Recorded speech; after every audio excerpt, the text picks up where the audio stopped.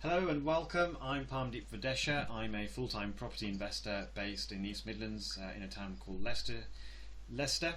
I do developments, I run a rental portfolio, and I'm also a partner in a letting agency. I love to share what I've learned in property, so alongside my local property business, I've also been running workshops and seminars since 2003, and I've educated over 10,000 different people at different places all over the UK.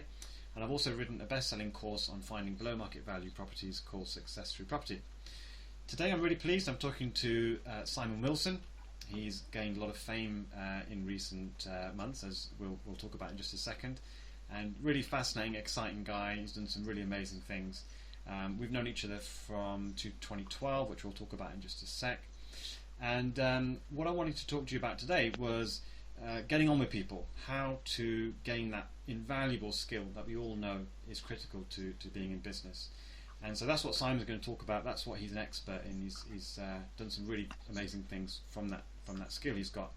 And Simon's going to be coming and talking to us at our upcoming event called the Underground Investors Summit on the 18th and 19th of November. It's a non-profit event. And Simon's going to be talking all about the secret of making people like you. And so come along to the event, click the link underneath the video to learn more about it. It's non-profit, as I said, and it's going to be a great way to learn from really successful, skillful property investors applying all sorts of different strategies in the current climate. So, Simon, are you there? Yeah, how are you? You okay? Yeah, I'm not bad, mate. Nice to speak to you. You're in LA, right? Yeah, currently 8 hours behind. Not long ago. And you're in, what, is it Beverly Hills somewhere? Yeah, so I'm currently in Hollywood at the minute, but been staying between sort of Hollywood and Beverly Hills, to be honest. Yeah, I'm not jealous. No, not at all. What's the weather like back at home? It's 33 degrees here. So we met at a property event in Liverpool, right? 2012, is that right? Yeah, 2012. It seems like ages away. Seems like a lifetime. Well, given your age, it is. So the good old days. Yeah, they were great. And so you got into property at that time. You did all sorts of interesting things, didn't you, in property? Do you want to just sort of mention some of those? So yeah, I got into property at I started looking into it sort of like 18, 19. I've sort of gone the whole country with it, really. I started with an estate agent that I started out in my bedroom in Wrexham in North Wales. Then I started working in Milton Keynes. Then I went from there to London, worked in West London for a great estate agent there for a bit. And then I went to open my own estate agent then in Northamptonshire in Kettering. It didn't turn out how I wanted it to, but like with everything, you've got to give it a go. And I give it my everything, and just unfortunately it didn't work out. But yeah, I've done a lot, and then I moved after that. Didn't go to plan. I moved to Lytham, just south of Blackpool. Worked for a property company up there. So yeah, I've definitely tried a few things. So from Lytham to Hollywood, right? Yeah, Lytham to Hollywood. So one of the reasons I wanted to talk to you is that, in my view, and I'm sure if you're listening to this and you've got a corporate background or you work for anybody, you'll know that the most successful people in an organisation aren't necessarily the people who have got the most GCSEs or the best degree. They're often the people who can get on with people and get other people to do things. And that's been my experience. I don't know about you, Simon, but it's definitely been mine. Yeah, definitely mine as well. Like I've been to uni twice. I dropped out twice. I haven't got any qualification there. Didn't even get A levels. Sort of blagged my way into uni really as like a mature student. And then on top of that, I scraped 5 GCSEs that got me into sixth form anyway. And obviously, I didn't even finish sixth form on my A levels. So yeah, like school just didn't click with me at all. Like up until the age of sort of 17, 18, I'd never really read a book in my life. And obviously since getting into property and self-development, I read a lot now, but it's just, yeah. So from a qualification point of view, I'm not strong in that department, that's for sure. Right, okay. So tell me about some of the amazing things then you've been up to recently. I mean, you said that you've been travelling the USA and you did it on how much? A couple $100? Yeah, so, I did it last year for 3 months on a couple $100. And then I was on a new series on ITV2 that started at the start of September. So just thought I'd take a month out at the start of August, sort of come out here for a month, catch up with some friends I caught up with last year when I came. And yeah, like I literally came to Boston. The plan was to go to Boston, then go to New York, and then the fight was on in Vegas. So I thought I'd, go over to Vegas. It was a cheap flight, sort of soak up the atmosphere there. And when I got there, and I was just like, I've got to get to the fight, but the ticket was too expensive. When I say the fight, I mean the McGregor Mayweather fight. Yeah. It was crazy money for like a seat right at the back. It was like $5,000 was the cheapest. I just thought, I'm not paying for that for something that's potentially could last 10 seconds. So I snuck in, got like $100,000 seat, interviewed like Floyd Mayweather's dad, Nate Diaz, loads of Hollywood actors like Chris Hemsworth, Gerard Butler, Don Cheadle. Yeah, it was just, and then I went to the press con. It was just a crazy night, to be honest.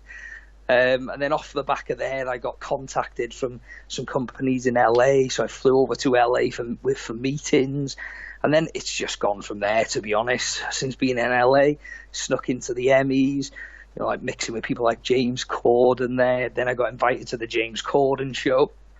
Then in there, I was in the green room chatting to Liam Gallagher, going to play football in Rod Stewart's house.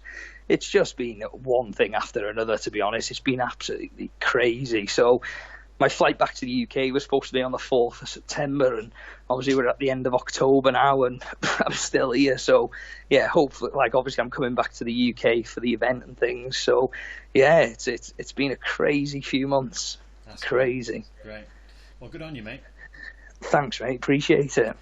So you have been pretty much financially independent from the age of 15. You've been working for yourself and kind of grafting, right? That's been your... Yeah, since I was 50, I've had so many jobs and started so many little businesses to make money, and I've always been entrepreneurial for as long as I can remember, really. So yeah, I'd say, even to be honest, I had a paper round when I was 13. I used to get £7 a week, so I'd probably say I've been sort of financially independent since about 13, to be honest. Okay, so you haven't been born with a silver spoon in your mouth, and you haven't got a whole bunch of amazing qualifications. But you do not amazing at all things, right? And I'm 100%. looking from the outside and thinking, you know what, the skill I think you've got, which I think would be great to share with people listening, is getting on with people and how to do that. So, simple question: how do you get people to like you? Well, to be honest, I wouldn't say it's how I get people to like me. It's just being me, and how I do that really is just build rapport. Like, I'm genuinely interested in what people do. I'm really interested in hearing what people do, how they do things, and I just chat to anybody. There's no fear there. If I passing somebody in the street, I'll just start speaking to them. Like, I'm a big believer that nothing happens by accident, and you were meant to meet people, and you've just got to get out there and speak to as many people as possible. That's what I would say is the most important thing to do, to be honest. You've said to me good manners are very important. What do you mean by that? So good manners, just like, it's like the whole thing. Like, if you go into a corner shop and smile at someone, they'll smile back. If you punch them in the face, they're going to punch you back.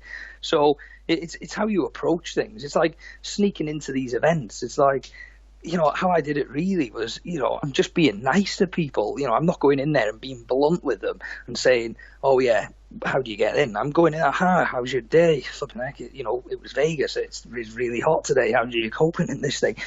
Having a laugh with them, really. And then before you know it, actually getting in then, you've totally gone past the point. And, that's totally relative to everything in my life, even with business, with property. You're not going in there straight to an investor and saying, I want 100K to invest in a property. You want to get to know them first. You want to build rapport with them. You get to know them. What do they do?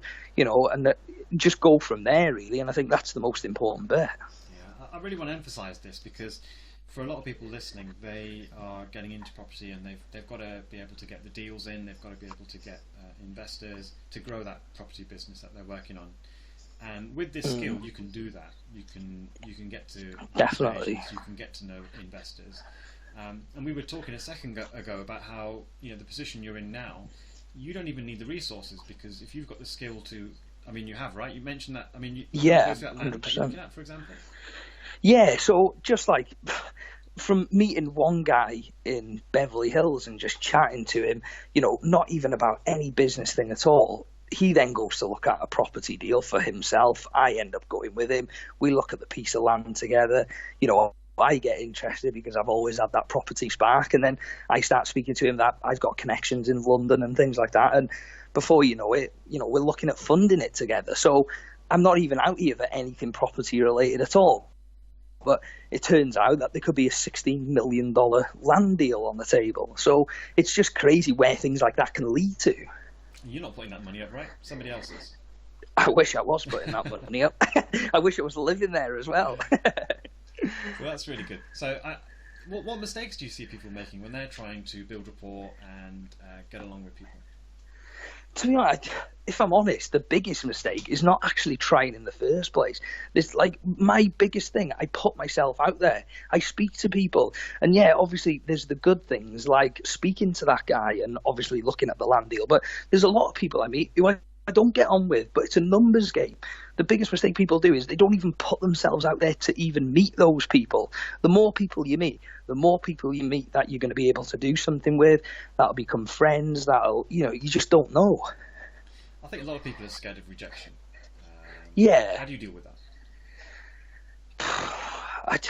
I just deal with it, to be honest. You just move on, you know, because there's what's that saying? Like, don't waste 5 minutes about something that's not going to matter in 5 years or something like that. It's that sort of thing. It's like you meet someone and it's a bit awkward and you don't like them, you know, and what, you know, 5 minutes later they've forgotten about and you're meeting somebody else. So it's just, that's something I think you've got to work on. You know, people have to work on themselves and just, you know, you might surprise yourself. Like if I hadn't have snuck into that Vegas fight, I wouldn't be here now. I wouldn't have met all these people. I wouldn't be doing the things I'm about to do. But I took that risk and it paid off.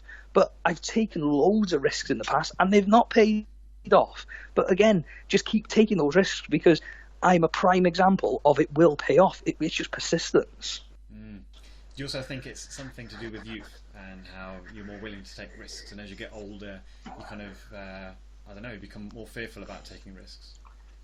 Yeah, but yeah, quite possibly. Like, obviously, I haven't got any responsibilities as such. You know, I don't have dependents. You know, I don't have a wife. You know, I haven't got them. So maybe, you know, I do have that luxury of it's just me. But at the same time, I just think, you know, I've had a lot of setbacks in business. You know, like when I had that estate agent, like I put all my eggs into one basket with that. And it just didn't happen. And I was just like, should I just go and get a job with a big company, you know, try and get a degree and then just work my way up in there, you know? But I just carried on going. My entrepreneurial spirit shined through and I just carried on. And, you know, now I'm on the, so I think you just have to, I just think your character shows through and you just have to just keep digging deep with it. You're just going to have to keep going with it. Brilliant, mate. Really impressive. So you're going to be at the event, the Underground Investors Summit, the non-profit event running on the 18th and 19th of November. For the people, if you're listening to this and you're interested, click on the link below the video. You can register for a free case studies download. And once you've registered, you also get sent an email once tickets are released to be able to get £300 tickets for only 97 quid for the 2 days. So real bargain. Just make sure you go and register using the link below. So at the event, what kind of things then can we sort of share with people that would really help them get along? I mean, perhaps we could talk about in detail about some of the events and things that you've gotten into recently, and we could even do some role plays. I guess that could be quite cool. Yeah, definitely. I'm up for doing anything at the event. I want people to get as much value as possible, and you know, any questions or anything like that I can answer. You know, keep them coming, sort of thing. But I definitely want to share like the experiences that I've had.